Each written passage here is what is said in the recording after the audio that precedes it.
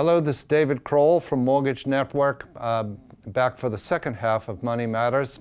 And I rattled on in the first half about healthcare.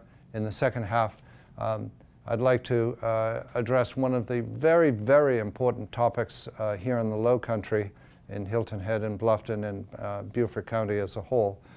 Very important topic, especially to millennials, Generation X and Generation Y, but particularly to millennials, is the whole question of renting versus buying. And what are the numbers that go into the decision of renting versus buying? How should you think about it? And what are the realistic numbers as they appear today? Okay, here we go. First, there is, in case you haven't noticed, there's an extreme shortage of available rental space in Hilton Head and Bluffton and the outlying areas. Rents are tight. It's hard to find a rental. When you do find a rental, there are several people going after it, and the prices have climbed.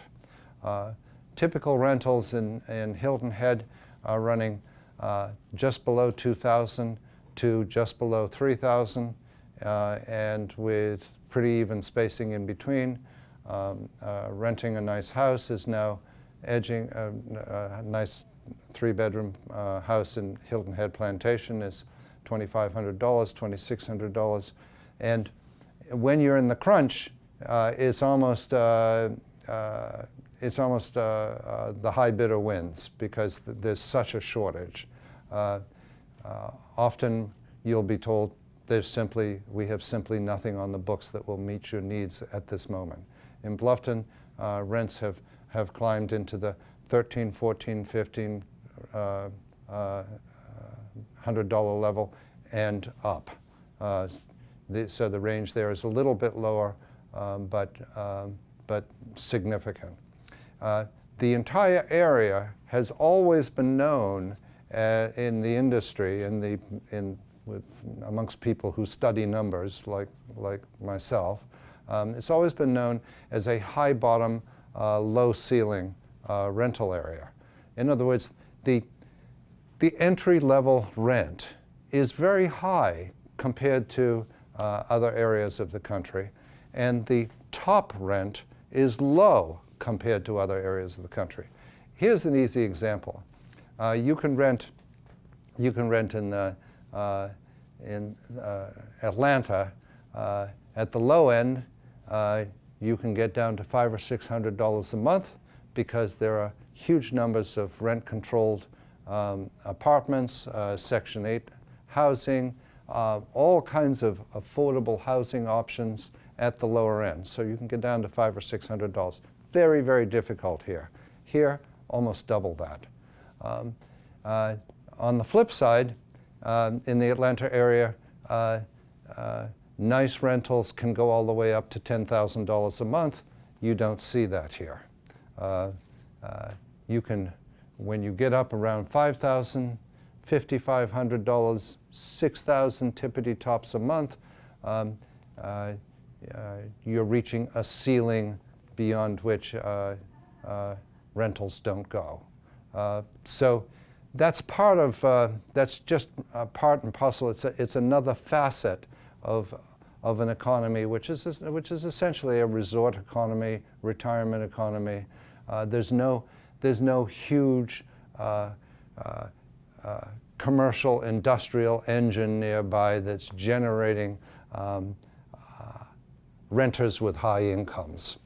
It just doesn't happen very much. When you have a renter with a high income in Hilton Head, it's usually somebody who's in the midst of building a home in Leamington, or building a home in Palmetto Bluff or somewhere, and they need a place to stay for a year while they're building the home.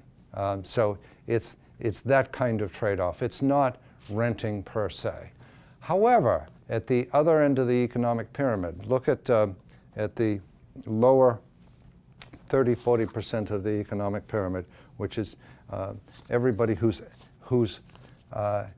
at the beginning of their lives in the economy, aged 25 years to 35 years old, forming households and so forth.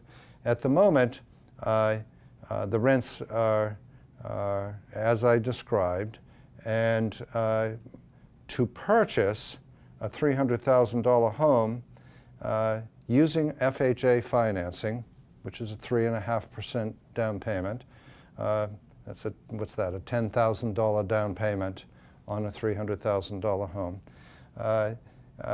The total cost is $1,900. So $1,900 using FHA, and this would be in the town of Bluffton. You can buy $300,000 worth of house. You can not find, I don't believe, that same $300,000 house for rent. If you could find it for rent, the tax advantage of being an owner would reduce the $1,900 cost of ownership effectively to about $1,700. That's in terms of the tax rebate that you would get back. Even more dramatic is to look at, is to move down the scale a bit. Let's move down to $200,000 worth of house. At $200,000 worth of house, the cost of a USDA loan or an FHA loan is going to be about $1,350. You simply can't touch it as a rental. There are hundreds of houses being built in the greater Bluffton area by Village Park Homes, by D.R. Horton, by Hovnanian, by major home builders in that $200,000 range. A $1,350 price point for purchase simply cannot be matched for rental. You get a brand new house, it's got 3 bedrooms, it's got gorgeous living space. You can't come close. The buy versus rent equation heavily at the moment favors buy. Now, why does it favor it so much? Well, the answer is that the land cost, the lot cost that the developed lot cost in this part of the world is still low in proportion to the overall cost of the project and property. So the developed land cost remains quite low compared to other market areas. Also, interest rates remain at a historic low. I mean, since World War II, which is 60, 70, 75 years ago, we are in a 7-year low interest rate trough, lowest in the last 70 years. So we're not at the dead low right now, but we're darn close in the last 7 years to the dead low. So you put those things together, we're a boom area of South Carolina, and this boom area of South Carolina has not yet kicked the lot prices, the developed lot prices that developers have to pay, has not kicked it up yet so high that they can't deliver a really competitive project. So I'm not here today to sell for the big builders and the real estate system that's delivering $200,000 and $250,000 houses to the Bluffton market. I'm simply pointing out that by the numbers, that product is incredibly competitive. The big decision that we're seeing in the marketplace is more and more millennials coming to us and finally coming to us. I mean, Mortgage Network does this all day, every day, and sitting down and saying, what can I do? Just give me a coaching session so that I can figure out what my credit is, what I have to do, what I have to pay off, what I don't have to pay off. Just a complete kind of shave, shower, shampoo, get ready for whatever it is I want to do. And the exciting thing that I can tell you, if you're not a millennial, but you have 4 of them as grandchildren or 2 of them as sons and daughters while you're watching, is that virtually everyone walks out with a plan of attack. Probably 50 or 60% of the first-time home buyers walk out literally with an approval ready to go into the market and make an offer on a house. And the other 40% walk out with a clear step 1, step 2, step 3 plan of attack, which turns them into home buyers within a 6 to 12 month period.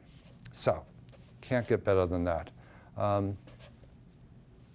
Have a great week. This is DCrowell signing off for Money Matters and Mortgage Network. Bye-bye.